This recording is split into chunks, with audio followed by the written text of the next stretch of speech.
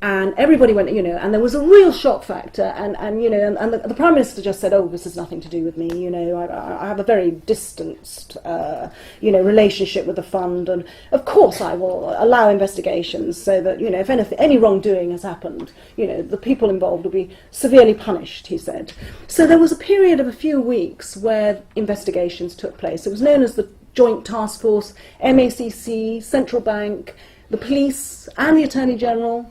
The Auditor General was set set about the task of making his now officially secret report, and indeed the Public Accounts Committee started questioning people. And out of all those investigations, more information started to leak into my inbox.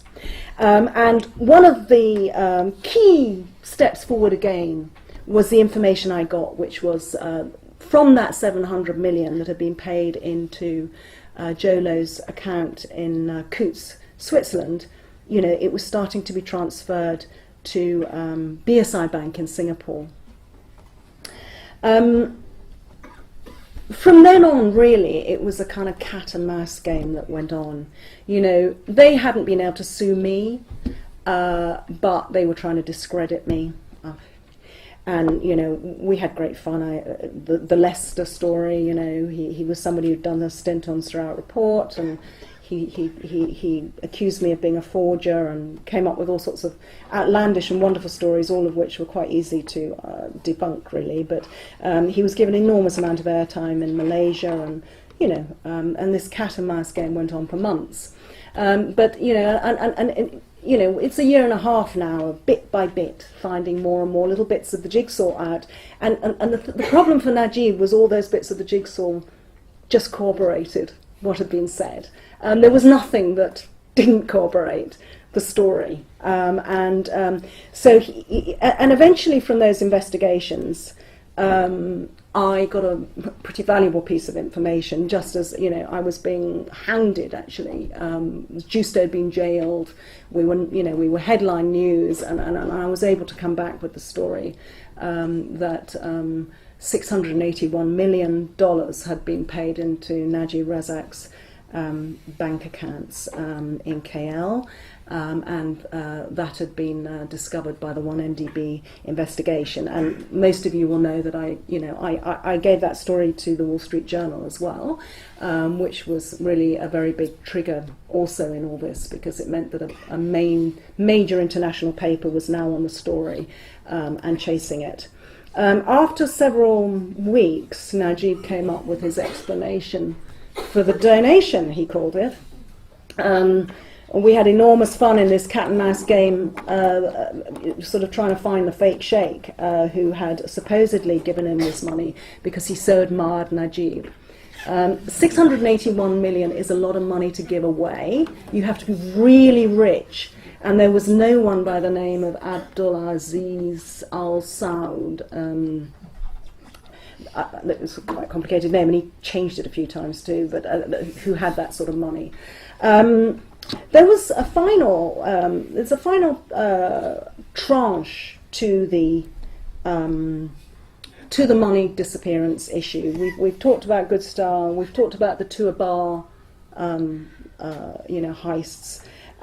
There was the last bit of money that went into 1MDB, which had come from the public pension fund, the civil service fund called QOP. And $4 billion had been borrowed by a company that was set up as a subsidiary of 1MDB called SRC.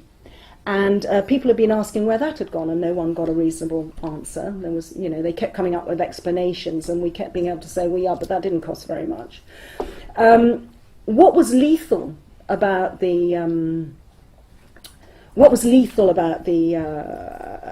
SRC material was that actually that had been within Malaysia. So the local authorities were able to follow that through, and they had shown that money had gone from SRC directly into some other Najib accounts. And they had shown that that this money had been spent on frivolous things. And that was one I found out about. And you know, all this stuff was coming out. So actually, although he only stole 70 million ringgit, that's, I suppose, about, I don't know, 20 million pounds, from SRC, through that route, it was something they could really nail. And we're talking about the end of July, and the 4 task force heads, I was getting all this back channel. Something's going to happen, Claire, you're not going to believe it. They're going to arrest Najib. I was saying, if I'd heard it, he's heard it. And sure enough, he had. But, you know, they issued an arrest warrant for Najib. They had it all written up and they were ready. Just to let you know, I did find out quite recently, internationally, he stole, you know, much bigger sums from SRC, and of course there's still a whole lot missing. The Swiss know about this, they've got all the details. But it was on that smaller amount of money that they issued the arrest warrant, and of course Najib did find out about it, and he reacted very, very aggressively. He used special branch to arrest the Attorney General himself, which was unconstitutional, on his way to work on the 28th of July. And he sacked his deputy prime minister. He sacked the Attorney General, although the man was forced to say he was sick. He sacked the Vice President Apandi. He changed the people who were asking too many difficult questions. He changed the chairman of the Public Accounts Committee.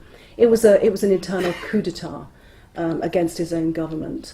I was slipped this the following day, again through my inbox. It was the arrest warrant. So again, he reckoned he'd swatted it. He'd silenced everybody. He'd got a new Attorney General in who very rapidly declared him not guilty. But I got this story out about the arrest warrant. He had his revenge. That was the guy who released me the information. He was disappeared and found encased in a cement drum a few weeks later. And that was just one aspect of the crackdown that Najib has been shocking. I'm sure you know, people, human rights organisations across the world, you know what's been going on in Malaysia. Endless arbitrary arrests, bullying, harassment of civil rights opposition figures. Rafizi Ramli, sentenced just day before yesterday. I, meanwhile, became the first website to be officially banned in Malaysia. I was accused of spreading false information. It was on those grounds that I was closed down. And of course a warrant was issued for my arrest for activities detrimental to parliamentary democracy. And Interpol was alerted and requested to catch me and take me back to Malaysia. Which thankfully was rejected. Now, that gets us really to the beginning of the unbuttoning. I guess as everything was looking really bad, on the 20th of August 2015, the first signal came out from the regulatory authorities, and actually it wasn't America, it was Switzerland who made the first announcement that they were investigating 1MDB. And over the following months, we've seen, you know, little announcements coming out that have basically bolstered my and other people who've been covering 1MDB's position on this. And I could go through that side of things in more detail, although I am aware that I promised I would only talk for 45 minutes. So I think I will probably leave it there because, you know, that was really, you know, the first stage of this. From then on, it's been, you know, the unravelling, capped really by the confirmation of everything that I had been saying, everything that I had been pointing to by the DOJ on the 20th of July of this year. The DOJ came out with the most devastating 136-page indictment, just beautifully laying out exactly where all that stolen money went to, you know, how and when, and, you know, the list, you know, if you've got nothing better to do, get it up and read it. I haven't even managed to get round to the outrageous stories I was going to tell you about the lifestyles of these thieves. But the DOJ do it very nicely for me. The jets they bought, the penthouses, the companies, the hotels, the artwork, the Monets and the Van Goghs and the Rothkos, Picassos that they bought. All part of their money laundering and hedonism, unbelievable hedonism of these guys. And of course, I might just end on that note. Frankly, if Joe Low hadn't responded at the end of September, when they landed all this money, Joe Low responded by his sidekick. I picked up so much of what was going on social media, because they'd go off and have these amazing parties. And then they would, have a confidentiality thing for all the people who'd attended the party.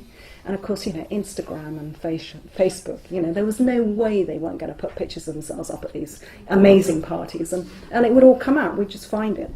The earth shook, according to that Seat Lee Lin, the day after I'd seen that the deal went through. They all went off to Las Vegas.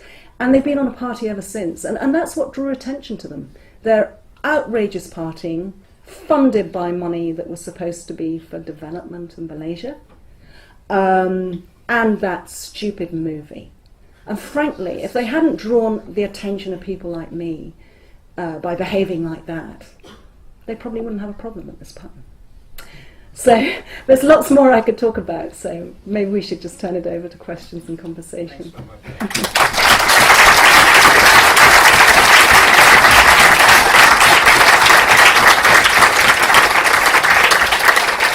All right, so we have plenty of time for Q&A.